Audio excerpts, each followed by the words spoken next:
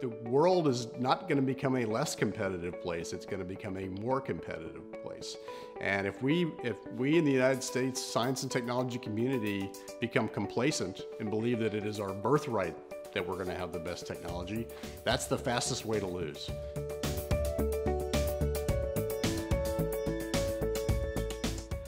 Polyplexus is a online electronic platform designed to enhance the basic research in the United States. It's a platform being developed by scientists for scientists.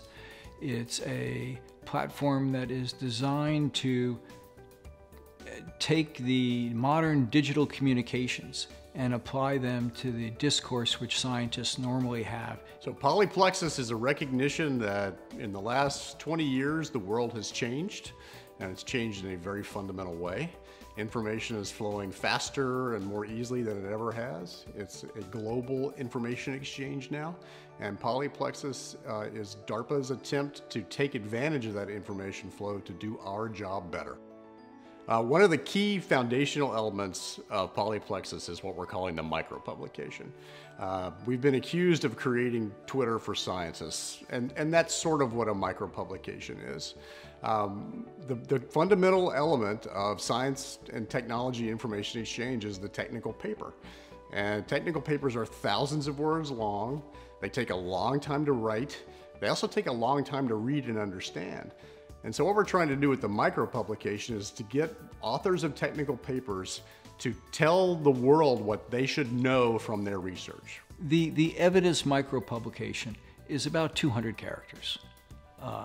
That's not a whole lot. So what you're able to communicate there is, just the facts, man.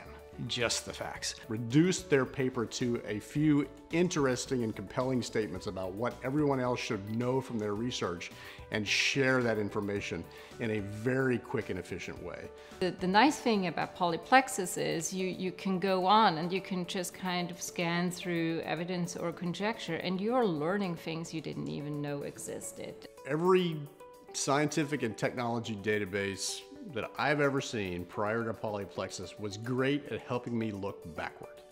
I could see all sorts of stuff that happened 1 year ago, 5 years ago, 200 years ago.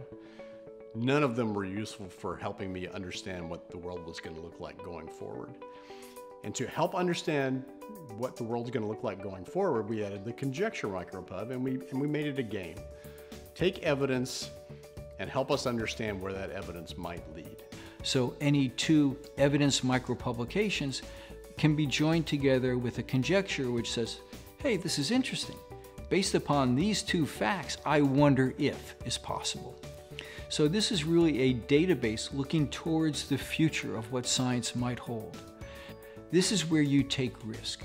This is where you throw out ideas and hypotheses for people to react to and communicate with and improve on. It's really about your ideas, right?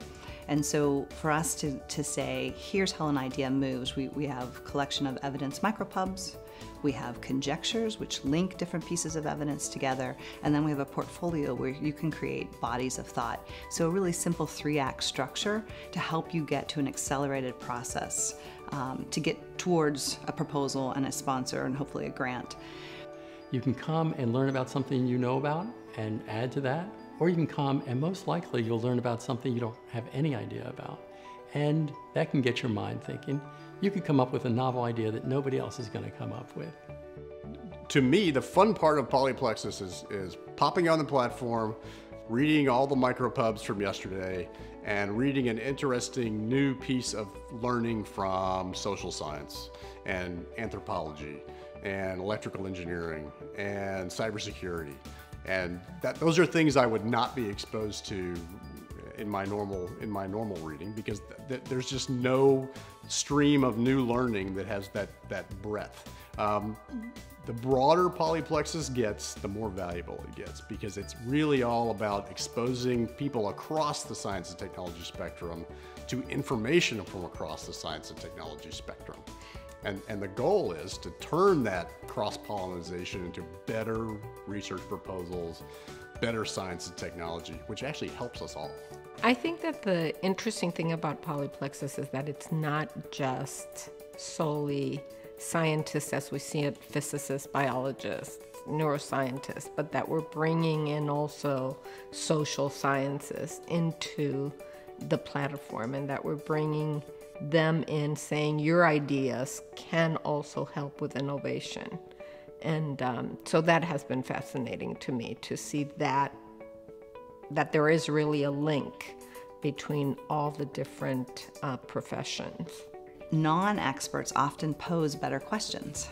And so if you're looking at two pieces of evidence and you say, well, this is a citation, cited piece of evidence, and this is a cited piece of evidence, and we can put these together, I might ask a different question than an expert would ask, and it might actually be the question that starts and prompts a whole different avenue of inquiry. And so I think that is an inherent strength here, and we're not just, and to be really clear, we're not just looking for scientists. We want to find people that DARPA isn't talking to now.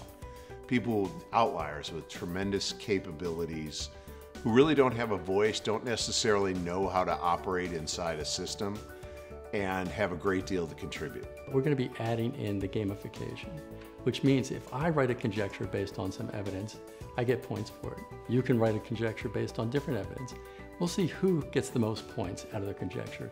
And you get points by how many times people use it or find it interesting or turn it into something more than what you wrote.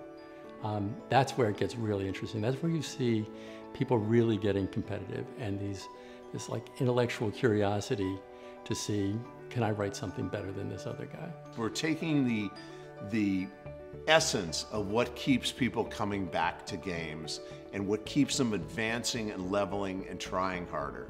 We take that and we put it on scientific problems. In other words, you're taking people wouldn't be scientists or engineers or social scientists if they didn't love it.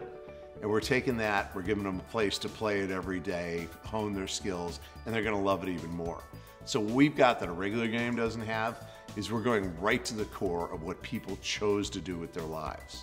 Different groups have been adding pieces of evidence micro-publications on the same subject and the same subject matter, going at it slightly differently. What we didn't anticipate was that those competitors would find each other and join up for a single submission.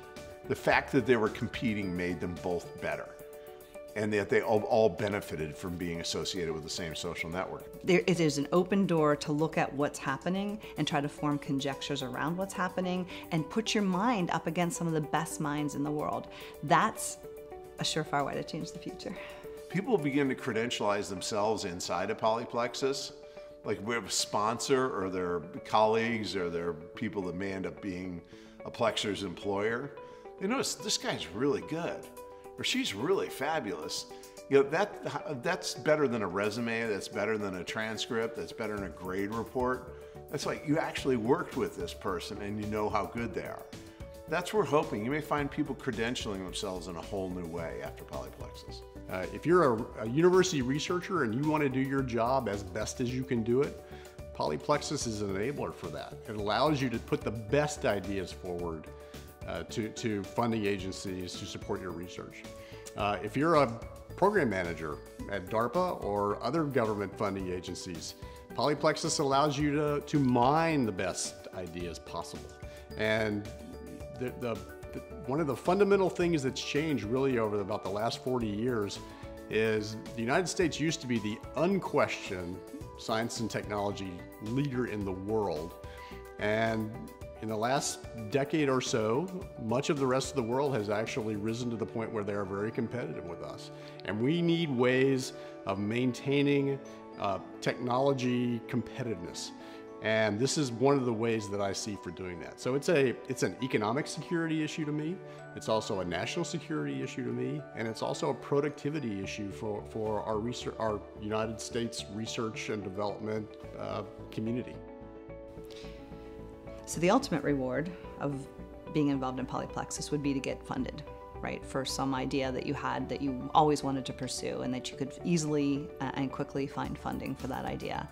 The micro rewards that happen along the way are the minds that you meet, are the ideas that you encounter, are the, the ways that you encourage someone that you saw that had a worthy thought, the teaming that you go through to try to come up with a better idea together. We feel that Polyplexus is a game changer because many of the breakthroughs that you see in science technology are the result of disparate disciplines sort of grinding together and exchanging DNA, if you will, and both disciplines become better. That becomes harder and harder as we end up with more and more disciplines, which is what's happening in the scientific world.